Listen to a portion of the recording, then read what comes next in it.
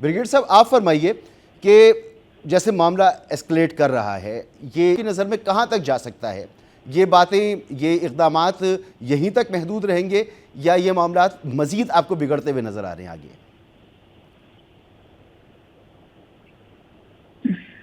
पे अटैक हुआ, जरा फॉलो आपने किया होगा, जितनी नफरत थी, मतलब they were actually trying to celebrate it, एक टेररिस्ट अटैक हुआ था और आज बड़ा रो रहे हैं वो लोग। तो भारत की जो नफरत है, स्पेशली जब से बीजेपी आरएसएस का, इट इज वेरी क्लियर कि they want to actually undo Pakistan, कर वो नहीं सकते। और सबसे ज्यादा तकलीफ भी यही है कि अफगानिस्तान के साथ कुछ चीजें ठीक हो रही हैं, दहशतगर्दों की कमर तोड़ी जा रही है, पाकिस्तान इकोनॉमिकली टेक ऑफ कर रहा था। तो इस वक्त दूसरा जो abrogation of Indus water treaty है, पुराना आरएसएस के आप कह लें मैनिफेस्टो में है कि हम जब आएंगे तो रिव्यू करेंगे एंड ऑल दैट, उसके ऊपर बड़ी तैयारी है। I think they have about 70 इसके ऊपर जो उनके आप कह लें लॉयर हैं जो फॉरेन ऑफिस में बैठते हैं, तो उसमें मेरे ख्याल में चीजें जो है मजीद एस्केलेट होंगी। और Pakistan should not be any doubt कि ये एक्ट ऑफ वॉर है। अच्छा, इसमें एक तो ये है कि ठीक है, वो यूनिलैटरली अगर वो डिसाइड करते हैं कि हमने इसको एप्रोकेट करना है, वो कर सकते नहीं कर सकते। आजकल I think might is right का जमाना है, तो इसमें वर्ल्ड बैंक वगैरह को वो खात्मे नहीं लाएंगे। लेकिन then it opens all option to Pakistan also. अगर एब्रोगेट करता है या उसको हैंडल मेज करता है तो फिर ये 6 दरिया है ना बेसिकली, अगर सतलज को आप शामिल करें तो 6 दरिया, तो 6 पे जो भारत के राइट्स हैं वो भी खत्म हो जाते हैं। तो इट मींस कि सतलज पे जितने डैम है, चाहे वो दलहस्ती है, चाहे वो बगलिहार डैम है, चनाब के ऊपर, उसके बाद रावी के ऊपर डैम्स है, ऊपर है, then they become legitimate targets because basically सारे occupied कश्मीर से आ रहे हैं, डिस्प्यूटेड टेरिटरी है। तो Bharat should not be frame of mind कि जी सिर्फ इंडस, चनाब और झेलम को वो चोक करेगा और बाकी 3 दरिया जो हैं वो आसानी से नीचे बहते रहेंगे। Then we are really looking at war.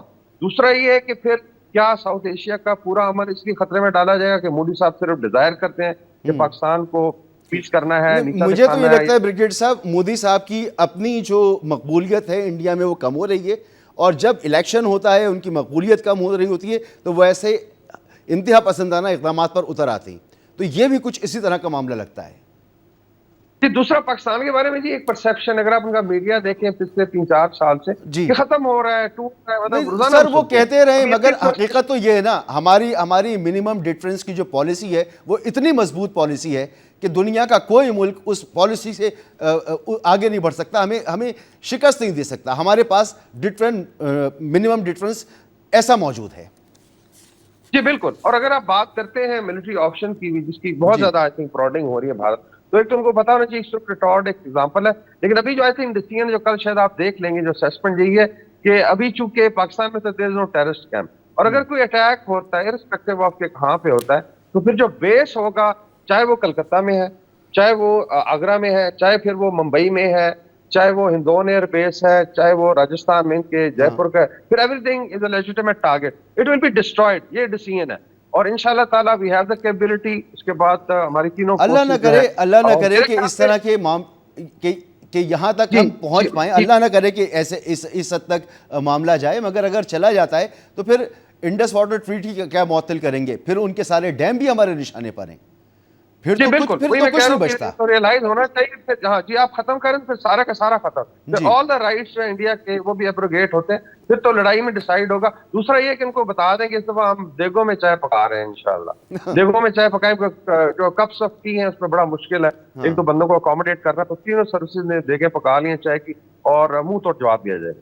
जी अच्छा, अभी तो हम ज़रा सा इसको ही डिस्कस कर लें कि मामला ठीक है, मोदी ने शुरू कर दिया, अमेरिका की कुछ बैकिंग नज़र आ रही है क्योंकि वहाँ ट्रंप मौजूद है, इसराइल के नेतन्याहू ने ट्वीट कर दिया, वो इसके ऊपर बड़ा बरहम सा मालूम हो रहा है और इंडिया का साथ दे रहा है। लेकिन चाइना है, रशिया है, साथ में हमारे ईरान है, हमारे अरब ममालिक हैं, तो एक प्रेशर तो रहेगा कि अगर एस्केलेशन होती है तो फिर सिर्फ ये तो नहीं कि पाकिस्तान तक ही मामला रहेगा, फिर तो ये पूरा का पूरा खित्ता जंग की लपेट में होगा।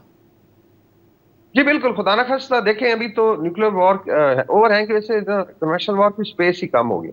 लास्ट स्विफ्ट रिटॉर्ट के बाद भारत ने एस्केलेशन की कोशिश की, 48 घंटे में जो झाग की तरफ बैठ गया था, तो that is the total space now left. कोई वेट नहीं करेगा, because Pakistan can not afford कि जी आप ज्यादा फोर्स के साथ आ जाए और हम अपने जो लेजिटिमेट डिफेंस है वो ना करें।